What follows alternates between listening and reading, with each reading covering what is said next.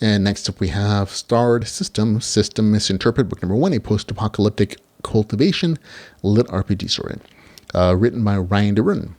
It is 514 pages, $5.49. It's available on Kindle Limited, and here's the author's description. An apocalypse. An epic change in biology. Humanity's new powers, no extractions, so everyone created their own. Born over a century after The Rise, Jeff scavenges with his tyrannical mother for survival. Banned from cultivating freely, Jeff wants none of this life. His one objective is to join the immortal rankers as they attempt to climb the northern tower. On the day of his escape, a powerful guild attacks Leah's group, and Jeff is thrown through a unique dungeon portal, a portal that hasn't been used for nearly 100 years. In the pursuit of Jeff's ultimate goal, he must choose whether to follow the church, join a party, and try it on his own. Predators don't only come from dungeons, and he must dig through the mountains of misinformation for one straight answer. When spells and skills unleash chaos, a special blue screen powers up, and Jeff's journey to the peak or the gray begins. So there we go. Full disclosure, I see advanced copy for review. I purchased a copy when it became available. The first 10% of the story doesn't feel anything like LitRPG. That does change at a certain point in the story, and it is a bit confusing as to why, honestly, the first 10% is necessary in all the story, because it has a different main character. The first 10% of the story has a female, overpowered, super powerful female character, and there is a little bit of backstory in how the world has shifted from what we know to this RPG, not even RPG apocalypse, but cultivation apocalypse world with a tower climbing that doesn't actually have an impact on our main character story. But there's a bit of history with flying towers and floating towers and the rest of humanity trying to scrape by. So there is some world building setup in that first 10%, but it doesn't have any payoff in this story for the other 90%. It really is like background information for the main character's mother, which isn't honestly super clear. In when he's introduced this, right? Because when we're introduced to the main character after that first little setup, he's a teen. He I think he's like 14, 15 years old. He's like, I'm super not close to my mom, who, if she is my mom really, because I don't really know. And she seems to hate him and alternatively protective of him. And so there is some background of like why that's the case.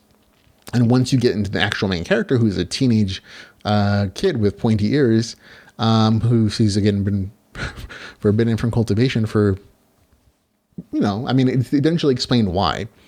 And it becomes, his detriment, it becomes his greatest asset kind of thing. But it's not really until after the 11% mark when the main character is separated from that group, and he falls into this I would say dungeon, but it is essentially an RPG training room. So it's a little spoiler, but it's in the cover art, where he get the RPG aspect of it and get the RPG system where it becomes actual LitRPG. So for the first 10% of it, straight cultivation, straight a little bit of RPG apocalypse mixed in a little bit, and I found it to be annoying because most of it didn't feel necessary for getting to the main character, for introducing. So if you find yourself struggling a little bit with that in the beginning of the story, you're like, where's the RPG coming in? In the first 50 pages, it does happen. It does eventually, and once that does hit, it is for the other like 90% of the story. So just push through it if you need to, because the rest of it is very entertaining. Once you get to the main character and gets the RPG stuff, he gets that separate training room where it's a hidden safe subspace area that gives him quests and rewards and helps him stronger. There's lots of notifications that make the story feel more game-like with RPG interfaces, quests, stat increases, and a good portion of that middle section of it is him, just doing like exercises and doing quests of like cooking and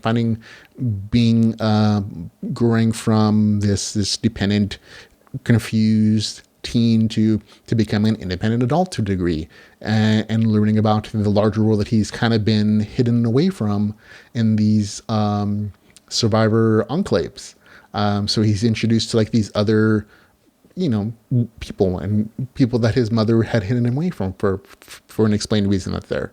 And so there is a bit of like him exploring the larger world, which is what all, teens become growing up should do. So there is a bit of a, young adult, growing up kind of story thing going on there. And again, with the exception of a few other cutscenes, you stick with this character. So he goes to his first city. He learns just how cruel the world can be as he tries to kill it in for the first time. So there's also an emphasis on the dark cruelty of this post-apocalyptic world, which I enjoyed. And there's dungeon diving, there's RPG progressions, some cultivation, and some decent fighting. Overall, it's really rather good. The beginning again was a little off-putting for me, but overall, after that 11% mark, I fully dived into it and really enjoyed it. So for me, I get a score 7.8 out of 10. Again, loses just a little bit just because that beginning was it could have been done a different way. It would have been a little more enjoyable. So it was off-putting for me. Other people probably wouldn't care. But for me, it's a score 7.8 out of 10, which is a really good, enjoyable score for me. That's Star Tower System Misinterpret book number 1, post-apocalyptic cultivation LitRPG, with scores again 7.8 out of 10. Nearly a great story.